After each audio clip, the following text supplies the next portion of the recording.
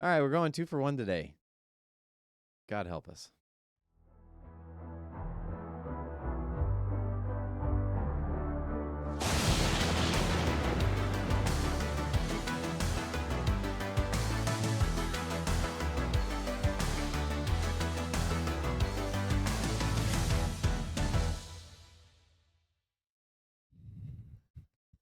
Yep. Hello, welcome to the HolmFront. So this is an odd episode. By the way, I'm Tyler, your host. To my right, as always, is my overly artistic friend, Mitch. Mitch, Hi. thank you for enduring the pain of a full day's worth of recording. You're welcome. Yeah, hashtag save Mitch, hashtag salary for Mitch. Yes, We don't I pay. agree with I this. don't pay enough for the torment I put him through. Okay, so we did something a little different this time. We went to the theater, but we saw different movies. We did. I saw. I had a bunch of drama with this one. It was fun. I'm not gonna get into any of that, but I saw Thunderbolts twice. You saw it twice? Saw it twice because I got. Why? I'm not gonna get into that on the show. So I saw Okay. most of it the first time. Okay. I got all the way up until the last 10, 15 minutes. And then I was like, well, I can't comment. I don't know what the ending is. So kind of the whole portion of the movie. Did So you pay to see it a second time? I did. Oh, man. Yeah, I know. I'm sorry. But maybe you should get a raise. to be- Maybe we could work something out. I do most of the work. Just This kidding. is true. Just kidding. So the first time though, I got paid back. We're gonna leave it there. Okay, so I saw Thunderbolts. What did you see? I saw The Amateur. Which we actually commentated on. We saw the trailer for it, and then got into this deeper discussion of dumb titles. Right, because I thought the title was dumb and the trailer was dumb, and so I suspected the movie was dumb. So I went and saw the movie. I must not love myself very much. I know, yeah, it's somewhat masochistic. I made a prediction on the show. Do you remember the prediction? No. I predicted that his wife would be alive. Was I correct? Oh, that's right. You were wrong. Dang it. She was not alive. Dang it. In the trailer, they show her dying. She's gone. That's Oh. the end. Man. Okay. I was gonna start making a compilation of Tyler predicts, but this is not gonna be included because I cannot be shown being wrong. Well, but this does mean that it was a good movie. We're gonna get into that. Okay, so why don't I go first with Yeah, Thunderbolts? you go first because I think people are more interested in Thunderbolts. Probably. And there's probably a lot more substance and things to say about that one. I would wager to guess. Sure. Yeah. So tell me about the Thunderbolts. Give me a little synopsis because I actually watched a couple people review that movie now, and one of which was like 50 minutes long, and by the end of it, I still don't really have a firm understanding of what happened in that movie. Okay. So my impression is that it's a very convoluted storyline. Was it convoluted? It tries to bite off more than it can chew. I'll say that. Okay. I wouldn't say it's like Brave New World is convoluted Yeah. and just a mess. Right. This one actually had a direction, I guess. Yeah. So what happens in it then? so as a synopsis, I wrote this down so that it's all it sounds fancy. Okay, so Thunderbolts is a movie about a bunch of misfits manipulated to work against one another who end up working together. Okay, so Isn't that just the trailer? Yeah. Okay. But that's what the movie's about. I mean, what do you want? Oh, okay.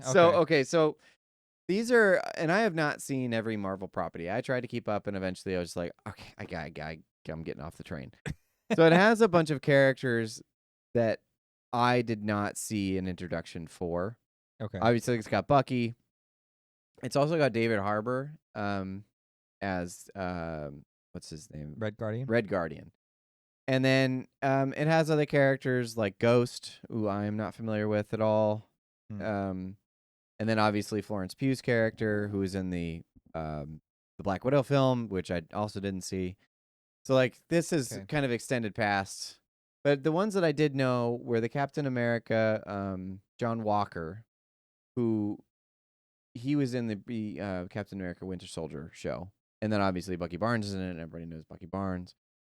So like it has characters that you know, and then it's a lot of references to or characters that have been introduced and stuff that I have not seen. So Gotcha. got all that. So yeah, as far as that goes, like it's got its quintessential Marvel stuff going on. Okay. Okay, so let's conduct this more of like an interview thing. So why don't you throw me some questions and then I'll like fill it in. I'm just gonna like ramble if I don't. Yeah, no, that sounds good to me. 'Kay. So, what was the villain's shtick? Who was the villain, and what was his issue? It's her, and it's Valentina. We're just gonna call her Tulsi Gabbard because we know exactly. Oh, she's the bad guy? Yes. Okay, so that answers my next question was how much of this was about our political landscape? It turns out quite a bit. Okay. Yeah. So was it about Trump or just Tulsi? No, I don't know enough about Tulsi Gabbard to know how much they're commentating on her. Okay. But this is Julia Louis-Dreyfus. Is that how you say her name? Or Julia, whatever. Isn't it the woman who plays Elaine in Seinfeld? It might be. I've not seen Seinfeld. Okay. So she is a politician who was the head of a corporation or of a branch of the military that engaged in like shady aspects. So the beginning, like what you saw in the trailer, she's being investigated by Congress, and she's basically saying, "I'm squeaky clean. You can't find anything. I'm unimpeachable," was her word. I was like, okay. So it starts off by, and I know I'm sorry for all you who liked Thunderbolts. It has good moments. It has some really strong stuff in it. Valentina is not one of them. Okay. She is hands down the worst part of this movie. The worst part. Anything to do with her because it's politically based or because she tries to claim in the content of the movie, she tries to claim this gravitas, but in her the content of a character, like what she portrays on screen, zero gravitas at all. She has this stupid secretary assistant person. For instance, okay, so there's a scene in the film, and this kind of sets it all up. So Florence Pugh, who is arguably hands down the best part of the movie, Florence Pugh outclasses every single person on screen. It's not even fair. It's like, why did you put her? She like everybody else is just. Well, she's a pretty competent actress. She's incredibly this is, competent. Kind of beneath her.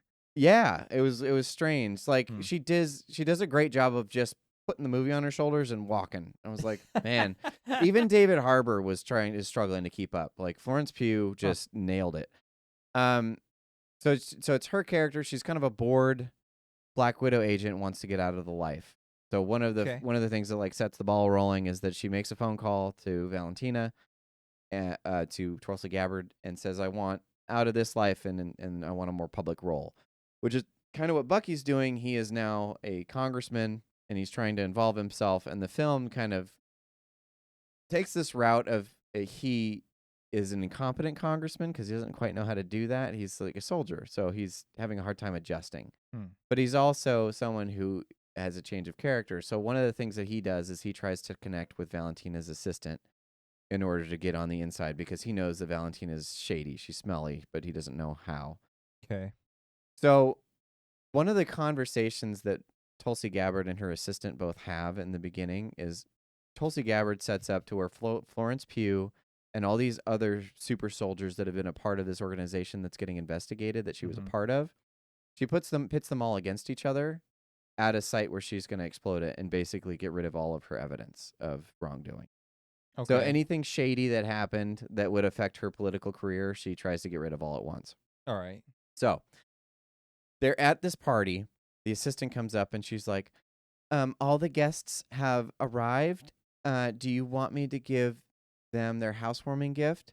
She says it like that. Like it's supposed to be funny because all of the agents are there and now they're supposed to be set on fire. Ha ha, get it? And so what happens is they're trapped in and they have to figure out a way out. And the way that they get out is Ghost is supposed to zoom through the wall. She like teleports or something. And so she tries to, but they've developed this method of preventing her from using her powers. And so the other characters now, they can see the timer. There's a timer for some reason. They have 2 minutes to get out.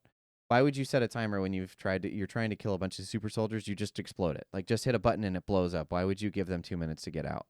So Well, gotta give him a chance. yeah, sure. So that's Okay. what I mean by removing the gravitas is like if she Okay, was I competent see. in any way, like that wouldn't have been an option. I see. But the other thing that's weird is that so they in their combat they release another character, this other guy who stumbles out, and his name is Bob. Bob stumbles out and he doesn't know where he is, what Okay. he's doing there. He's just trapped with them, and he gets in this weird altercation with the Captain America character. John Walker is his name, so we'll just go John Walker. He gets in Okay. this altercation. They don't like each other much. Florence Pugh tries to like settle them down, gets them out, and this is all captured on camera. And the assistant is sitting in a limo driving, and she looks up at Tulsi Gabbard and she's like, do you think it would be possible for all of the guests to team up and work against you? And Tulsi Really Gabbard's spelling it out for us. yes, that is exactly the line. And she's like, no, these are a bunch of misfits. No, they could never work together. And she's like, because it looks like the team has teamed up and they're working against you.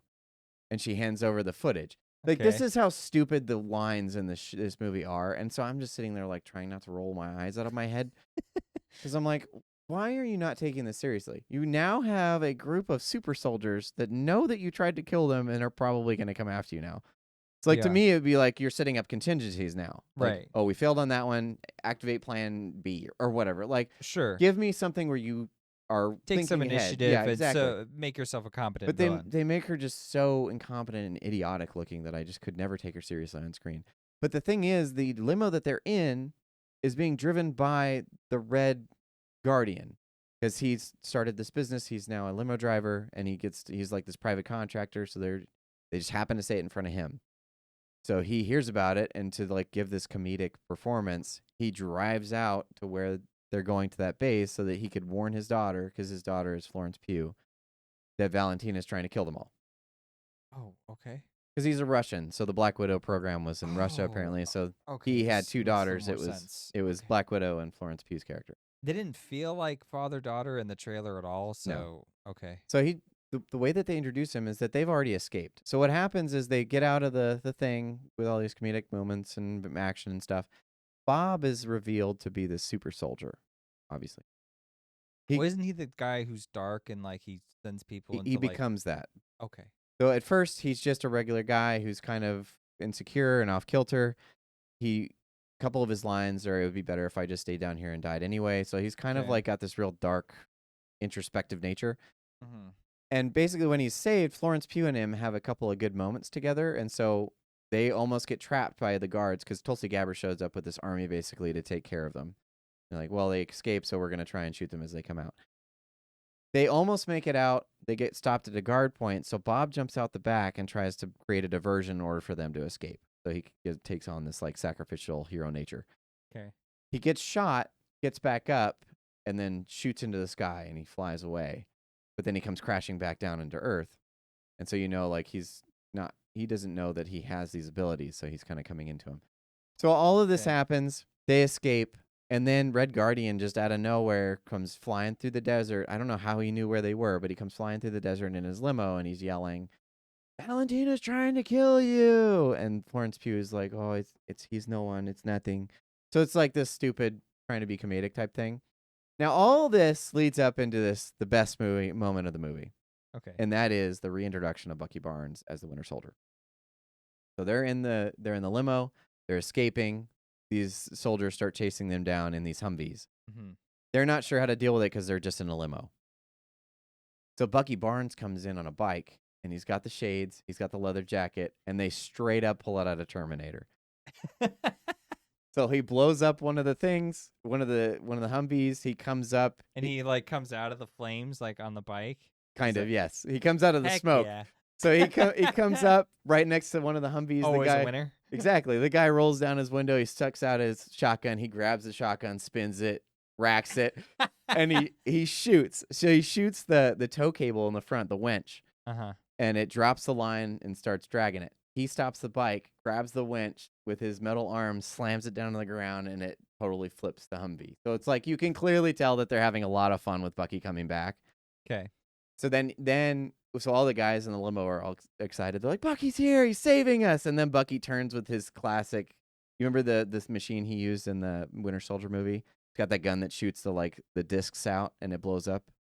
Vaguely. So he does it to Samuel Jackson. He shoots and it comes up under the car and blows it. So he shoots that thing. He shoots it at the limo, and they're like, "Oh no!" And then he ties them all up, and he's about to bring them, and they're gonna be character witnesses against Valentina. Oh, so they're okay. supposed to be what Congress uses against her. Okay. But then they explain who Bob is and what happened with Bob and how Bob has been captured. And so then he finds out that that's true, and so they go and raid Valentina's fortress. She's taken over the Avengers building. And then Bob comes down, and he's the Golden Sentry or Golden Guardian or something. They call him the Sentry. Basically, what they've done is a Deadpool narrative. They've taken the serum, and they've created the super soldier that's like equivalent to Superman. So he can fly. He has these like weird telekinetic abilities. Does he have a super dog? No super dog. That's the only thing they didn't give him. I know. So it doesn't even the compare. Super dog, he's not really Superman. It doesn't compare. Okay, so now I'm going to reference back to what Florence Pugh and him talk about. Florence Pugh talks about this void that she fights because she's depressed. She has a lot of blood on her hands. She's really tired of this life. He has also dealt with a lot of depression. Okay. And he talks about how this void is within him and he doesn't know how to deal with it. And she's like, you got to shove it down. You just got to ignore it.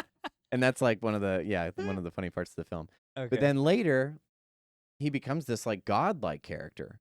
And what Valentina's doing is trying to be this like nurturing figure in order to manipulate him. Okay. And he realizes that he's so strong that even all the Thunderbolts, none of them can stand against him. He doesn't even get hurt by them. So he just kind of tosses them around and then realizes that, oh, I'm basically a god. Why do I have to bow to you? And so he lifts her up and almost kills her, and then they hit a kill switch, but that doesn't kill him. What it does is that it releases the void. So the interesting part of this movie is right there. Now you've encountered Bob. And Bob, Robert something, I forget his last name. Robert is dealing with depression, right? And it's a visual representation of how that feels to someone. So what he does when he becomes the shadow figure and starts putting everybody in the shadow realm and in the void is that they start to experience their worst moments in life. So when Florence Pugh's put back, she re-encounters these events of what she became in the Red Room. She manipulates a young girl to go out and get shot because that's how they induct her. She then tries to drink herself to death, so she sees herself lying in a pool of alcohol. Yeah. So she experiences these things on repeat, and so she has to travel through the layers of hell to reach back to Bob. And Bob is sitting up in his attic, and below them, his abusive father is beating his mom, and he's trying to get in the way. So downstairs, him as a kid is trying to get between his father and his mother. And he's hearing it, but he's blocked it out. He's shielded himself so that he's able to deal with that. He's like, just ignore them. It'll be done in a little while. He's like, this is the best room in this place. And so the Thunderbolts, in true Avenger fashion, come in after her, go into the Shadow Realm to save her, and they all deal with their own demons. They come in with her, and then they all band together to fight back. So it's this commentary on how, as a community, we're supposed to help those who are dealing with this stuff emotionally and pull them back, and to like help them back on their feet, essentially. And that's what the Thunderbolts. Help Bob? Exactly. By beating him up? No. So they go into the Bob that's dealing with that depression because the shadow version is the void. It's not really him. It's exactly. It's the void that takes over. So the Bob that's trapped inside is the good one. He's like the one that deals with depression that's just hiding himself away and locked in a room.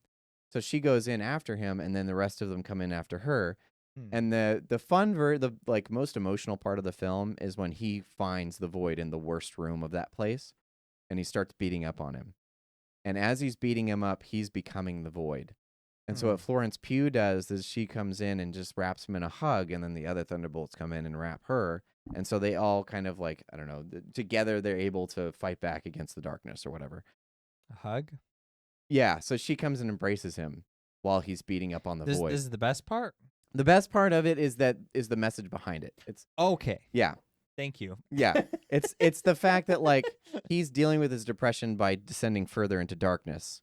And their message is That's that what she told him to do, though. exactly, but not to push it down because they have another conversation later, and Oh, okay. in that room where he's sitting, she's like, it's something that you have to realize exists within all of us, and you either deal with it or you don't, or you become it. And so he chooses to like start to become it because he's just letting out all of his rage on the void. Gotcha. But by doing that, he's becoming the void. So he's just going to meld in, and he's not going to be salvageable, essentially. Okay. So it's like these deeper themes of depression and like suicidal thoughts and all that kind of stuff. And it has some like fun moments and whatnot. But through doing that and them like pulling him out of the darkness and showing that he's loved, basically what they say is that, no, we care about you, and it's not good to like lock yourself away in a room and pretend like no one cares about you. They become the misfit Avengers. Gotcha. So then they pull out, and then they chase down Valentina because she's out there, and she basically manipulates them into coming in front of all these cameras. And what she says is like, I've set up this event where the Avengers are gone. So I've manipulated these series of events in order to create the new Avengers. She's like, I've created this threat was neutralized by the Thunderbolts, and these are our new heroes. So she uses that as a cover for herself? Exactly. So she pulls this political move in order to look better herself, but also to introduce the new heroes, even though she caused all this destruction to do so. And that's how it ends? No, it ends by Florence Pugh coming in and saying, we own you now, because they know the real truth, but they can use this situation for their own. So since she knows all this espionage and such, she says that, and that's kind of where it leads off. This does sound a lot like someone's, like, how do I put this? Someone's, like, Spark Notes interpretation of Tulsi Gabbard. Yes. Okay. This is odd. So the fact that it's talking about like depression directly, because I have heard this, and that seems like it's a new thing for Marvel. Yeah. But my impression from you is that when it tries to do that, it did it in a movie that's also doing like the Marvel humor stuff throughout it. So now there's tonal dissonance. Is that right? Absolutely. Okay. The thing that's, it's either weird or good. I'm not really sure where to put it. But when they actually go into like the shadow realm, it seems to take itself seriously. So if you just took that whole portion, and like, because like there are moments of humor. Like for instance, he mentions how he was like a mascot, a chicken mascot for this food chain at one point, and so he's a sign twirler, but he's on meth. And that's one of the rooms that is in there. And so they all go in, and he's this like supercharged chicken with and he's beating them all up with a sign. So there's that portion. And then Bucky comes in, and he's like, yeah, no, I'm great. I have a really light past. So this place is fun, wonderful. I love this place. And so it's like, it's stuff like that that's like funny because it fits the moment. Yeah. But then you have all like the Valentina stuff, which none of that's funny. It's all super cringe humor. So but that feels like a totally disconnected movie. Yeah. That's what's so weird. Is like if they had just stuck with like the depression angle and just dealt with Bob and his interaction with the team, that would have been fine. Because that was all in my opinion, that was the strongest part of the movie.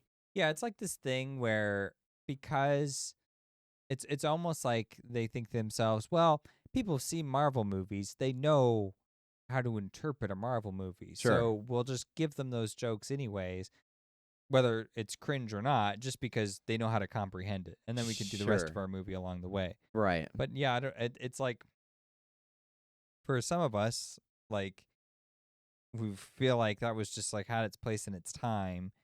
And it worked, it did work in Avengers because that was like a movie to go see with a big group of friends. Right. And they cultivated that atmosphere. Yeah. And but this movie doesn't have that.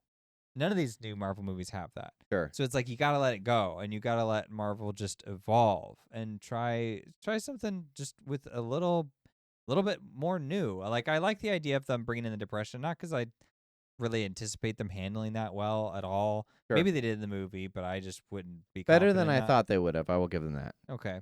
But like either way, it's like at least it's new. At least it's actually trying. Yeah. Yeah, that's one of the moments is they have it's a group of young women. They're probably I don't know, like 10 or 11. They're all at a table, and they're supposed to put together a gun together as fast as they can. And Florence Pugh's character puts it together the fastest. And then what happens is everybody else that didn't do it as fast as she did, they have to stay at the table. She has to get up, and she goes and stands, and she has to watch while they pull out a bullwhip and they whip all the other girls' hands. Ooh. So like it gets kind of dark, right? Yeah.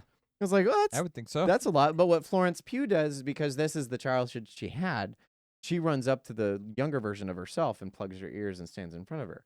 So she's like trying to protect this fake version of her from experiencing that because she knows what it is. So like that, like I said, the tonal difference there was like, okay, well, this is all really compelling. Keep this and get rid of the other stuff. Like, I don't care about that. This is something that like actually kind of pushes some boundaries and gets into new territory for Marvel. So that's just that constant problem, though, is that, you know, like Marvel and like comic book fans in general will sometimes go on this rant of like, I mean, it's the same. You see it with gamers too, where they're just like, dude, my medium can do like deep artistic stuff, and it can. But then it's like, how do you reconcile, you know, like the cringe humor that also goes along with it? you can't. And you just become, you know, when you've ingested it a lot, you just reach this point where you're like, it's just like normative to me, and I don't really think about it. And then people on the outside who are not really fans of it, they notice that, and it's like, oh, this is such a turnoff.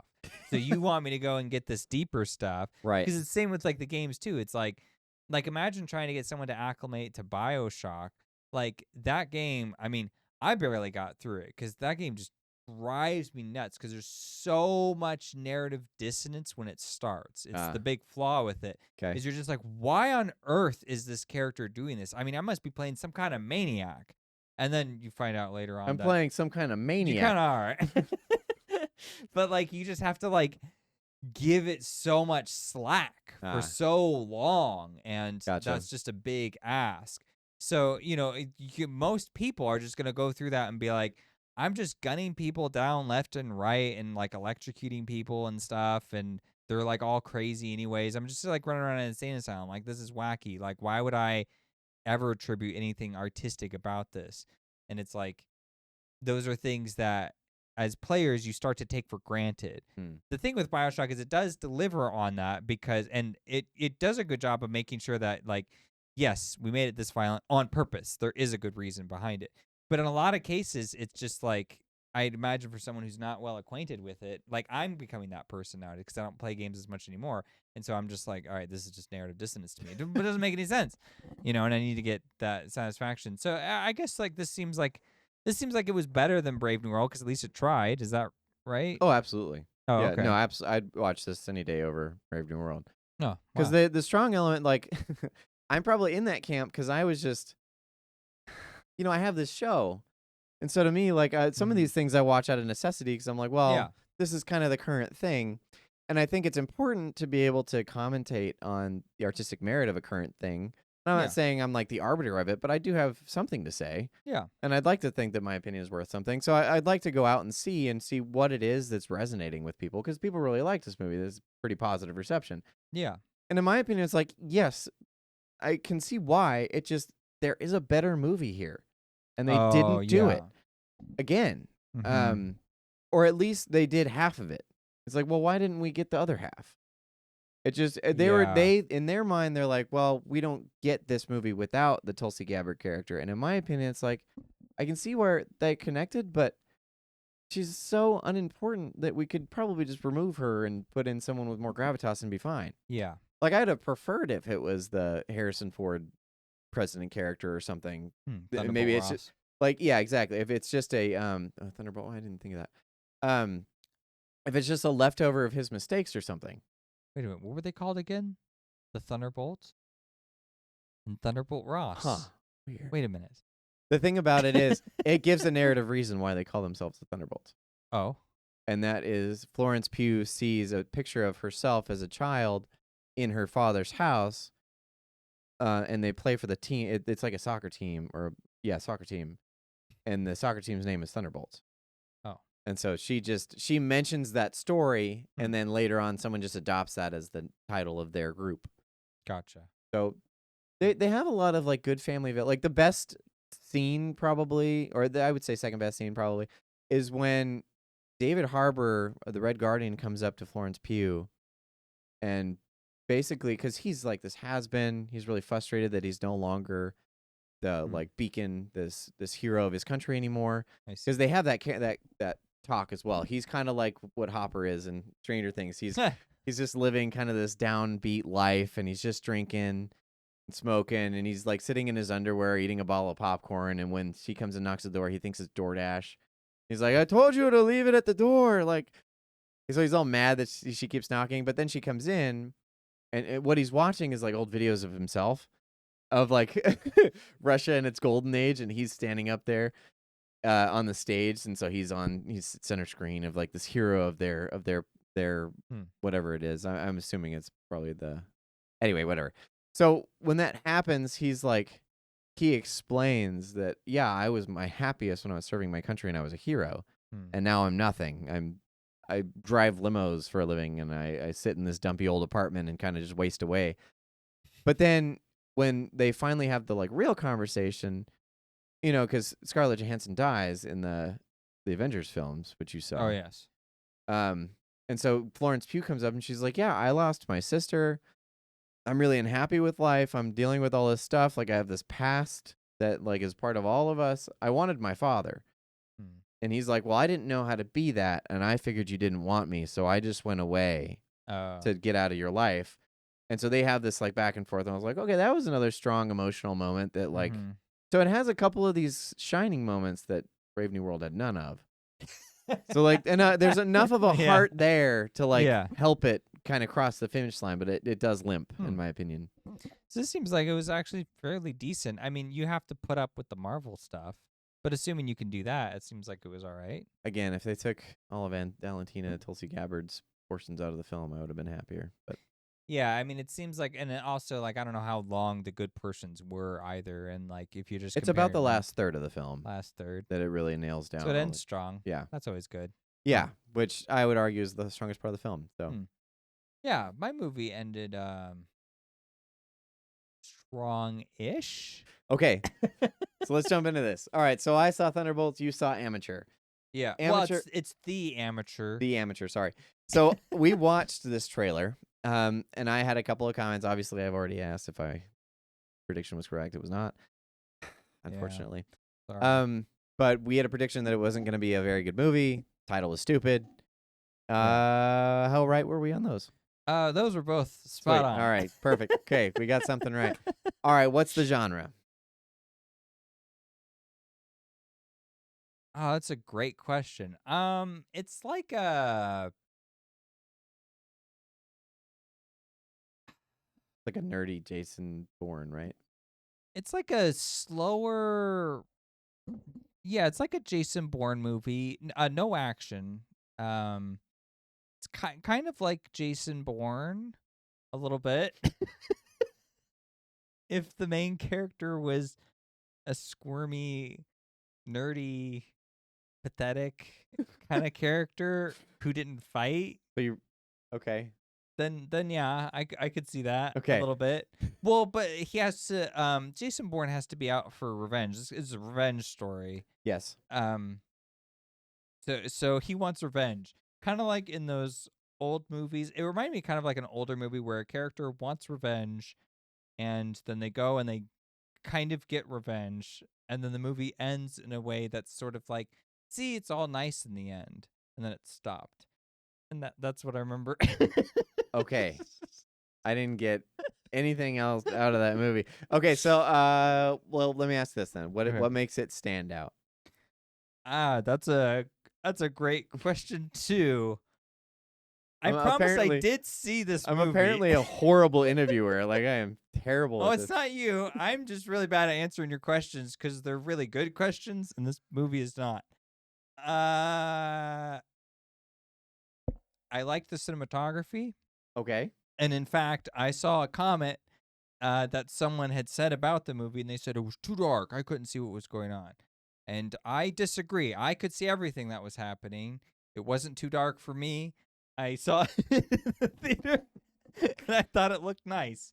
Truly, okay. I thought it had a really good. It's a lot of like grays and dark blues and like oranges, and it just kind of visually looked nice. So I felt like it looked really good. Music was good too. I liked the music a lot. It was the same composer who did the new All Quiet on the Western Front and Conclave. He's been kind of on a roll, and this was pretty Conclave good was too. a fantastic soundtrack. I have not heard All Quiet on the Western Front, but That one's good too, but it oh, by really the way, makes you sad. Thunderbolts also has a great soundtrack. By the way, Oh, really? Yeah. Who did that one? he's a new guy. I don't remember his name. I'll have to look it up later. But yeah, Oh, okay. great soundtrack. Okay, so Yeah, so those two parts were good. all right, give me a brief synopsis then. What we don't see in the trailer, give me a little bit of that. I went into a long synopsis. I'm not great at synopsizing. I gathered that when you were talking. I was like, let's watch the whole movie through my explanation here. Okay, so I'm gonna borrow probably from the trailer a little 'Kay, bit yep. because they're almost indecipherable from each other. So But basically, what you're telling me is that we saw the whole movie through the trailer.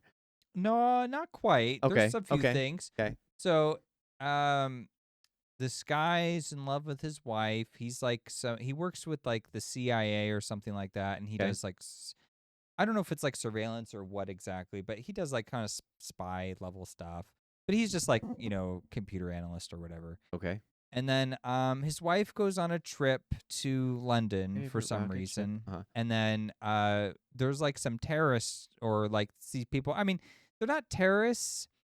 They're just like weapons dealers or something like that. I don't remember what they wanted, but they needed an escape, so they grabbed her. They needed to grab a hostage, so they grabbed her as a hostage, and then on their way out, they kill her because, well, they said they needed to kill somebody on the way out. That it was something like that. It didn't really make a lot of sense to me, but they felt the need, so they did that. And then I know when I feel the need. Come on, it's like, well, but it wasn't a very good justification. I was like, you could just like, 'cause she's helpless. sure, You could just like shove her to the ground and then run. sure. I mean, instead they're like, well, we'll shoot her and then we'll get in our car and leave. And I was like, well, your car's right there. You could just kind of get in the car and go at that point.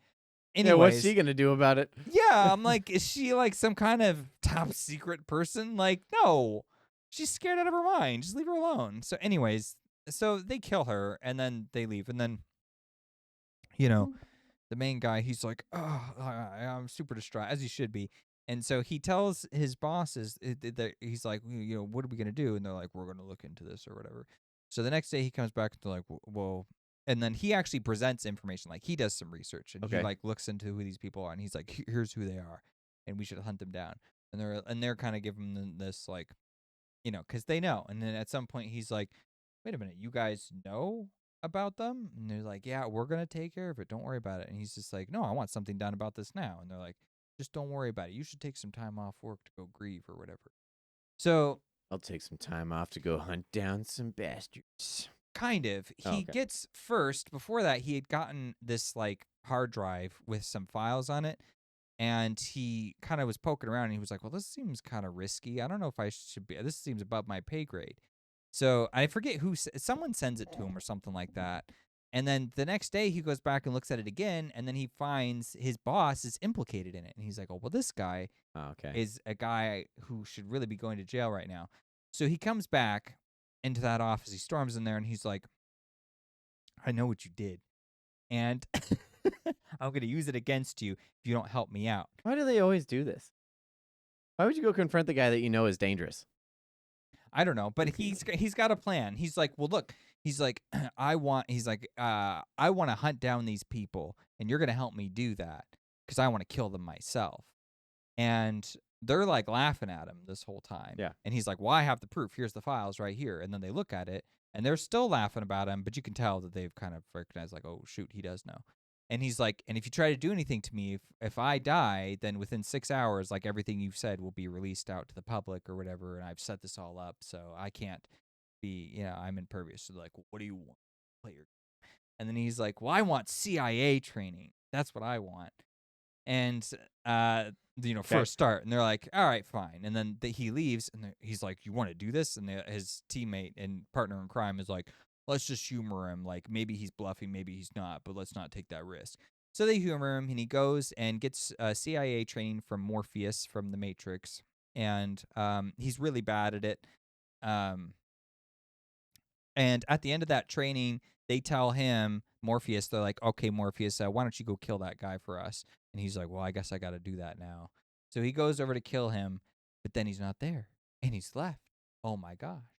And that's when he starts going down the train where he's like, maybe you all underestimated this individual because they did. Because he didn't want the CIA training. He wanted their information. So he got their information instead. Okay. So then he uses that to track down, these criminals or whatever. Now, some of it is okay. It's just like he tracks down the 3 criminals. He kills the first 2, and then the third one he has a confrontation with, and then it ends. But the first one thing I do like is he figures out about her that she's allergic to this like pollen. And so he gets a whole bunch of it, and then he goes to when she's getting this checkup at the doctor's. Oh, man. And so he kind of sneaks into the room, and when the doctor leaves and closes the door and locks it, and she's just on this treadmill, but she's in a glass booth. I don't know why you'd be in a glass booth, because I've had my heart checked, and they don't put you in a glass booth. Not here in the U.S. Maybe they do that in London. They put you in a glass booth to make you feel like isolated, secluded, sad. I guess. Anyways, he then gets this the air filter thing, and he just pumps the pollen into it. And so she's like, like so I was like, well, this just seems pretty smart. I mean, he's a smart guy, so this adds up with his character. But then he starts to feel bad for her, and he's like, well, maybe she's going to die, and I don't want to do that. I'm trying to get the information out of her, and I can't get that because he doesn't want to kill her. He really wants to kill the main guy who shot his wife. That's the one he wants. Okay. So he lights her out, but then she just attacks him. And then it's this kerfuffle, right? But that made sense to me because I was like, well, he's not good at this. Like, he's fumbling around. And so they were showing him, like, kind of in his ineptitude bleeding through. Okay. So I liked that element. I thought that was good. And then some other nonsense happens for a little bit. He meets up with his contact, who he thinks is this elderly Russian guy living in Istanbul. Okay. And who's like ex like CIA or whatever, or whatever secret organization. I don't know. I'm trying. Anyways, that's what he thinks it is, but it turns out it's this woman, and she's the wife of that man. So his prediction was correct, but just that she had taken over her husband's role. Okay. And the reason it matters is because she comes in as like his kind of teammate for a little bit, his squad mate, to help him track these guys down. And she's like, well, I don't want to get involved. This is just about revenge for you, and that's not good or whatever. And he's like, yeah, but I've lost somebody close or whatever. And then she's grieving because, I mean, she's not grieving. She's kind of moved past that a little bit, but she has that history, right, where her husband died and she really loved him. And so she's very lonely. Okay. So they have a kind of connection. But then, the bad guys figure out where they are, and they send a SWAT team in, and they shoot up the place, and she dies. And then after that, he kills the second guy in that's the pool one. Yeah. You see how everybody dies, and it's really annoying because the trailer shows them all.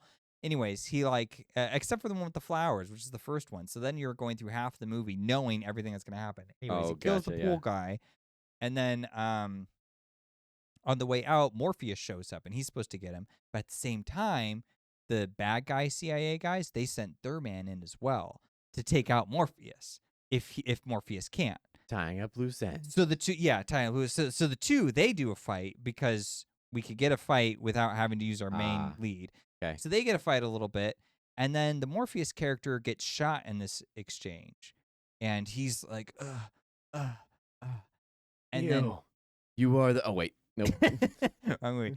He's like, and then he sees, the guy he was chasing, he was going to kill the main guy. And then the main guy is like, oh no, like, I got to help my friend. But then he's got this earpiece, and she's like, well, get out of there. And he's like, oh, I got to get out of here. And so he leaves.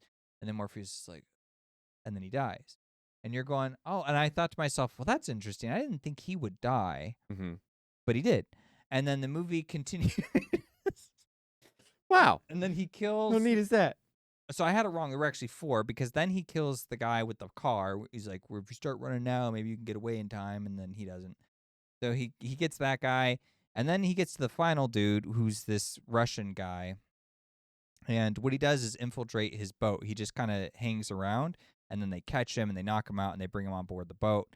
And this was actually the best part of the movie, because they have this interesting exchange where the Russian dude who runs the boat, who runs the operation, he's like, so you're just out here for revenge? You don't have any other hidden agenda? And he's like, nope, I'm just here to kill you. And he's like, okay, I can work with that. And then he gives him this kind of long speech where he's like, well, you don't seem like someone who would actually kill me. Because like all I was doing was just like a function of like a larger web of activity that you're not a part of. And so I've learned how to deal with my own conscience if I have to kill someone and you haven't. So that's what separates the two of us. So if you want to kill me, you can do that. And I'll let you do it.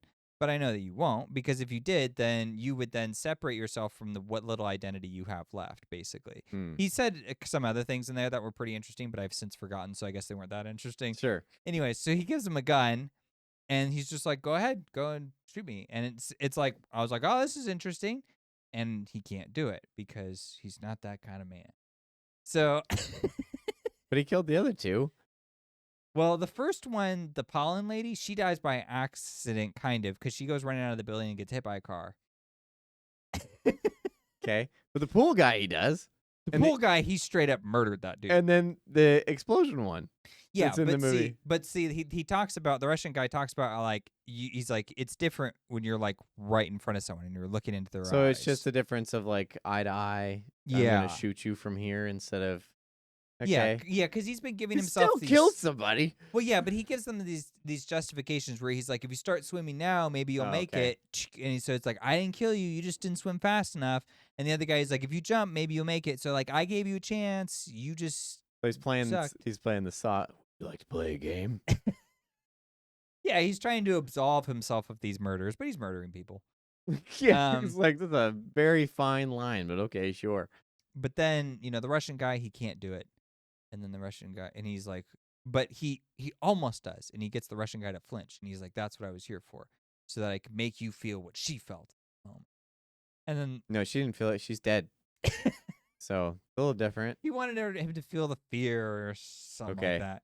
Anyways, he puts the gun down, and he's like, all right, well, I guess you blew your chance. And then suddenly they're like, wait a minute, our boat's out of control. Where are we going? And they cross over the border with, I don't know, some other country, and then that ship comes over and like, you're breaking the treaty. You can't be over here. So they raid his ship and capture him, and then he gets sent to jail and stuff. Okay. And it's a little bit hand wavy because it's like they would totally have grabbed the main guy as well. Yeah, for sure. But they didn't. They're just like, oh yeah, he that's the one who's on our side. Okay. How would you know? He could be a Russian spy. Anyways, after that, it does this shot where like pulls out, and he's like peace, Justice. Yeah, My wife's still dead, but I feel kind of good. Yeah, exactly. And then he goes back, and there's like a montage where the two main bad guys who were commissioning all this stuff, they get sent to jail because he releases the information anyways.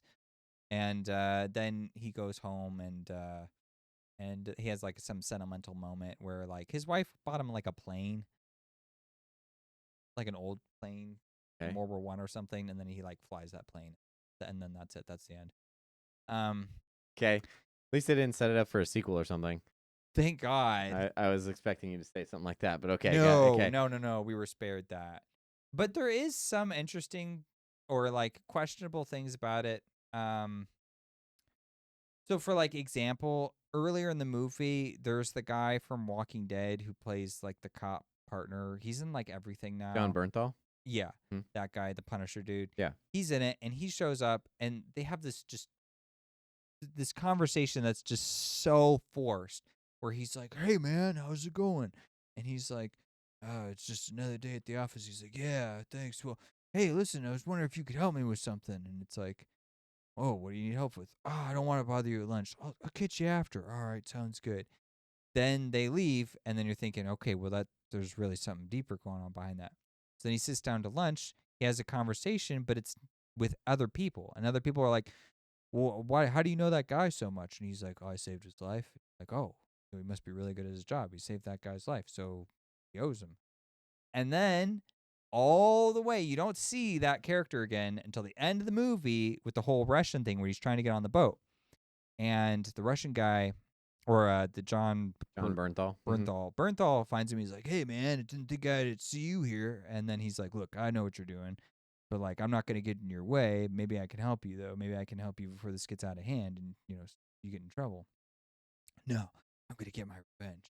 Okay. And that's it. That's the plot line with that So character. it's just to get John Bernthal in the film. He was Pretty just much. name recognition. Okay, gotcha. I guess okay. so, but that doesn't make any sense because the main guy has won an Oscar. So, Right. like, Well, isn't that enough? You also had Lawrence Fishburne in there. Right, you got Fishburne, So, like yeah, Morpheus. okay. So why would you need He's Bernthal? just currently relevant. That's all. I guess so, but he had zero impact on the plot. I mean, zero. I wonder if weird. he had more and they had to reshoot or cut it up or. Yeah, maybe he must have. Interesting. Anyways, yeah. That's what I remember from this movie. Is there any other question I could maybe answer? I don't. I guess I got one more. Would you see it again? No, absolutely not. No. This is so uninspiring. So you'd say that this probably has. It's barely even worth like a blockbuster type of. Yeah, this credit. is a movie you put on Netflix when you're just bored and it's like There's nothing else there. I guess. Gotcha. But I wouldn't even recommend it under those circumstances. I mean, there's nothing here. There's nothing here that you haven't seen in other movies done better. Again, like I did like the cinematography.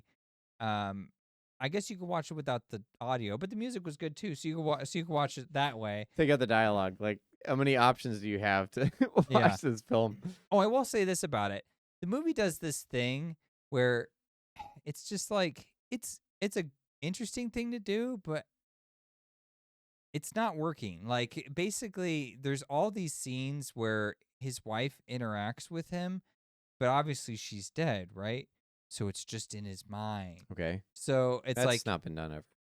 Yeah, he like goes back to the hotel room after, like he murders somebody or something. He's like, oh, he like sits down and then she comes in and she says something, puts her hand on his shoulder, and then she walks around to the other side of the bed. She says a couple lines, and then it just cuts back to like that establishing shot of him and she's gone. And we're like, okay, so that was just in his head.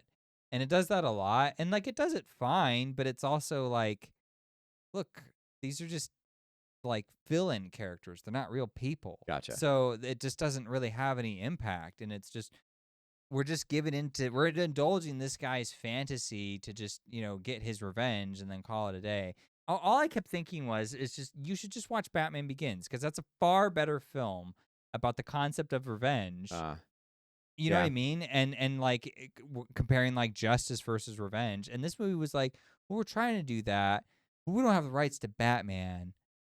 We also don't have the budget or the imagination for that. So we get this movie. It kind of sounds like because Walking Dead did that in season 2 or 3. It's when Rick sees his wife, but it's kind of it's a message of insanity. He's like starting to break. Right. He's fraying at the edges. And the thing, it's interesting because it shows her in like this horror kind of light because she's in the white dress and you never see her face. She's just standing there staring at him. And it's so creepy. But it's his like fraying at the edges insanity rather than like a justification. It's not a fantasy he's living in. It's showing us that like this man he's about to break. He's about to snap into 2 pieces. So, like, he's a ticking time bomb. Eventually, everyone needs to get away from him. And that's really where our interest lies with Rick Grimes is just, like, every time he goes up to that line, he steps over it and then some and is a different person afterwards. He kind of comes back in, mostly the saving grace of Carl and Edith. But, that makes him a compelling character to watch. Right. And Andrew Lincoln is just so unbelievably talented as an actor. And like this guy just is like he was just so squirmy and just it was just so unconvincing. Well, that's such a generic storyline. Like there's nothing in there for him to work with. Like for someone of his talent, especially if he's an Oscar winner, there just isn't anything to work with there. I mean, what do you do with that character? It's like it's like you're Jason Bourne, but you have no talent at all. Like you're totally incapable. You just don't have any of the cool skills. Right. You just have the lame skills. You're the guy in the background that is forced to do Jason Bourne's stuff. You're supposed to do his job, but you're the guy that Jason Bourne calls up, or Jack Bauer or something. Yeah. You're the guy in the background. All right. But the thing that's weird about this is it's based on a book, and the book is a fairly reputable author. I recognized the author name. I was like, hey, he's written some pretty good stuff. But this was just, I was. Source material was more than the movie could handle. Yeah. So, is there anything else you want to know? Please say no. Yeah, I'm good. Sweet. Because I don't know if I remember anything else. I saw it like a week ago. But like we discussed doing this. We're like, well, maybe we'll do a twofer because we saw different movies this week. And then I was like, yeah, it sounds good. But in my head, I was like, what did I don't see? remember anything I saw. Yeah, it was a novel concept. I'm not, because these are two fairly, I'll call them straightforward films. Mm-hmm. And so in my head, it was like, it doesn't really need a whole lot of breakdown. I mean, we're at an hour, so it's about 30 minutes per with one of us. And I don't even think that both of us seeing either one of these films was going to give it any more. Certainly not merit. for amateur. It's certainly not amateur. I might have had a little bit to add for Thunderbolts, but amateur, I'd have forgiven you for having zero to say about that movie. I probably would have had zero to say. Yeah, so I'm thankful that Thunderbolts is kind of holding this up a little bit. Yeah. And realistically, it's only because of the performance of like Florence Pugh and David Harbour and the character that played Bob. I forget his name. Yeah, I feel like you got the better movie. We should do this again. Maybe I get the better movie. Yeah. I don't even know what to call this episode yet. I got to figure out like I saw you saw Amateurish bolt. Yep. That's it. Amateurish bolt. Yeah. You can't use amateur in any context. No. It's just a bad title. It's a bad title in every way you want to use it. What I'm thinking I'll do is I'll put Thunderbolts as like the big portion of the thumbnail. Yeah. And then whatever the main character's name. Me holding. You could be like way in the background. Because I figured, because I have his cutout or whatever, I'll just put him way in the background, like looking back at Thunderbolts, like he's jealous. Yeah. It's like, you're the better movie, dang it. I don't know. I'll have to work on that and I'll send it to you. Okay, sounds good. I'm curious now. This was an interesting episode. We do have to have better movies, like blockbuster types, not ones that have a lot of depth, but ones that have more than amateur for sure. Oh, jeez. Because if you saw something on the level of Thunderbolts, then this might have been a better like exchange. Because then we could have better questions to go back and forth. But it seems like amateur was just so much more lackluster. Like, at least Thunderbolts took a risk, right? Wherever that might have been. Something. Amateur was like, it's kind of like flopped out into existence. It's like, nothing here. That's a great way to put it. I mean, I'm trying my best, but it was just like a nothing burger of a movie. You know what cracks me up is that I know people aren't supposed to know this or whatever, but we did Ready Player One, and then now I put you through Amateur. And both these films are so devoid of like any substantive content that I'm like dragging meaning it. Like, come on, give me something for the show. Well, what else could you say about this movie? And I'm like, I don't know. Let me like intellectualize for another like 12 minutes about some random thing vaguely related to this movie. Let's talk about revenge and justice and Batman now. Let's talk about Batman Begins. I have a lot to say about that movie. I like that movie. That is a good movie. No.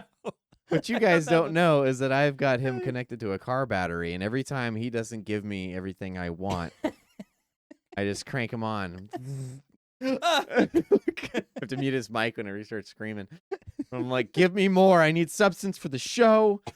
You have one job. It's to see this movie, and it is to critically analyze it and figure out its artistic merit.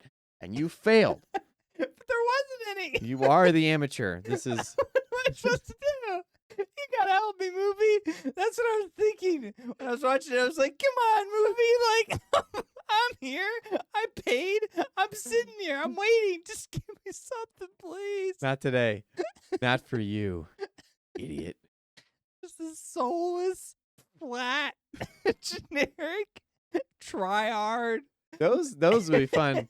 Those would be fun to go through. Is just to find the most soulless movie. Oh man, we could just compare it, but that would have to be a compilation. Because you can't make a full episode out of those films. Like Gods of Egypt type of thing, like something that's just a corporate entity rather than an actual narrative based film. No merit whatsoever. Yeah. Well, to be fair, we have been doing some really good stuff that's coming down the pipeline. It's just stay tuned. Don't want to spoil it, but it's long form. It's like TV show stuff. So it takes us a little bit more time to like actually watch it and then record and everything. So I will say kind of a filler episode with what we had. Right. And I will say we've been formatting the show to be able to be more conducive to our style and like our brand, as it were. And we'll still have some of the schlock that we've put out, like, because those are just kind of fun at some point. But it's more fun to be able to break down the artistic merits of things that are actually artistic.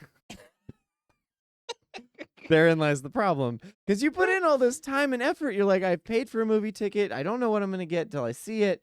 But then I see it. I mean, we kind of knew it was coming with Amateur. Yeah. And for the most part, I was somewhat surprised by Thunderbolts. But at the same time, you just kind of know, like, it's not going to be a whole lot here. Right. But also going back in the past, especially when you get to shows, it's so much investment of like, you have a whole bunch of time to watch through the whole show. And then we've got to talk about it. And that takes hours of prep. And then you got to like put together the script, which is another hour or 2 hours of prep. And so like all this goes into making this episode. It's very involved. Right. So if you make a mistake and you see the wrong movie, Yep. you're like you're trapped with it. Yep. It's like we've already that's gone this what I far. got. Might as well see it to the end. Well, then you see stuff like earlier, I made this dumb technical error. We weren't even recording for like 20 minutes of this episode, and we're like, oh my gosh. unbelievable. We got to do this whole thing over again. I mean, it's nice. It helps you be more succinct, I suppose. But at the same time, you're like, that's 20 minutes of work. We just threw down the drain. Like, so for what it's worth, we tried to give you as much as we could for these two movies. But I love how once we deviated from Amateur and to just talk about real life, I suddenly like my energy is back. And Yeah. I can feel it returning. Good morning, Mitch. Like, all right, done. Be myself again. The tedium is over now. Thank God. I wasn't even that bored watching it, but it was just like But so I think that for what it's worth, I'll try and pull some more meaning out of this episode since we're here. Okay. That alone speaks to what we're trying to do, right? Right. Is that because there are certain films, and I don't think we think enough critically about what makes it either rewatchable or not, right? Right. But pulling out the meaning or the substance or the lack thereof will kind of give you an idea of like what it is you should be looking for when you get into these properties. Because even if you're just going for like a summer blockbuster type movie, which isn't really trying to impress you, it's just trying to entertain you. At least with those, you know that you're just getting an entertainment and for entertainment's sake. Yeah. But then you have those that are just like the ones that have a deep message and they know how to purvey it well. Right? And those are the ones that are deeper thinking. And you might watch those with less frequency, but you will still get something out of them. Yeah. But then there are those that are just like, you get to the end, you're just like, why did you even bother making this? Right? You should have looked at the script and been like, there's just, what am I getting here? Like, what did you guys get out of making this as opposed to like, now what am I going to get out of consuming it? Because it doesn't seem like anything. But yeah, it said absolutely zero anything new about the subject of revenge. Like zero. Right. Because it's all been said by Batman mostly. And it's like, I get it. You don't want to be compared with Batman, but like you're the one who made your story solely about the subject of revenge. Sure. And there's like a pinnacle example of that. His name's Batman. And like there are examples of that plot done really well. The interesting thing about the Batman is that it's revenge with a different take, right? What do you mean by different take? Well, because it's not, when you look at something like, it's a good revenge tale. I guess Jason Bourne in some way later on, because he goes and takes vengeance on the guys that killed his girlfriend or whatever. Uh-huh. But he just goes and mows everybody down. Whereas Batman, he gets to that, and that's where his turning point is as a character, is that, well, here's where I come to make a determination of what I do with this, right? Yeah. Just because you've done this to me doesn't mean that I have to become what you are in order to combat it. Yeah. Right? And so it has this, it's a different narrative. He doesn't give in to this thing because he's made it into something that he rejects. Whereas something like this is just like, what if it's someone who takes revenge, but he's nerdy, so he doesn't do it perfectly? It's like, yeah, okay, I guess, but that's such a great breakdown of what that movie was. It just doesn't seem super compelling. Like, if you put some kind of twist on it, like if that's the premise, and then you end it with something more, I don't know, impactful, then maybe it would be interesting. But well, how about a classic revenge story, The Count of Monte Cristo? That's another great revenge tale. Yeah, but that's wrapped into a rivalry. It is, but I mean, it was a lot more engaging. Agreed. So in this one, the revenge is Legend of Zorro, something like that. Okay, yeah, actually, yeah, that's a great one too. Yeah, Yeah. so I'm like, there's like classic great revenge stories. I mean, even if you want to get into like, what is that? They shoot horses, don't they, or something like that? That's like a old spaghetti western. It's awful. I I thought haven't it seen was this. terrible, but I mean, that's like a revenge story where everyone's just like, I saw him coming. Is this a Clint Eastwood film? It sounds like No, it's not Clint "You Eastwood. unlucky punk. Yeah, but it's not Clint Eastwood. But Okay. it's way cornier than Clint Eastwood. Clint Eastwood would have made that movie badass.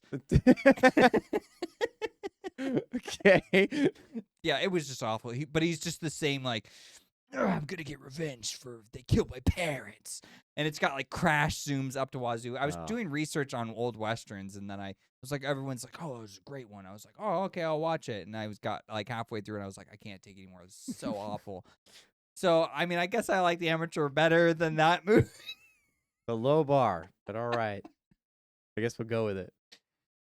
Well, Yeah. I guess we'll do an episode on like revenge Or plots. plot and- lines, or like also Yeah. like maybe, how do you know when you have a substantive thing to actually justify your existence? I think I'd like to interrogate that. Like, That's fair. maybe come up with a criteria that says, hey, do you have enough justification to exist? And you could check a few boxes, because I feel like Amateur wouldn't check any of them. When you use it as No. textbook It should get to example. the end, and the answer should automatically pop out as no. And Just then you'd like be like, reject. all right, yeah, don't do this. Go back to the drawing board. All All right. right. I Thanks think- for watching. Yeah. Thank you for watching.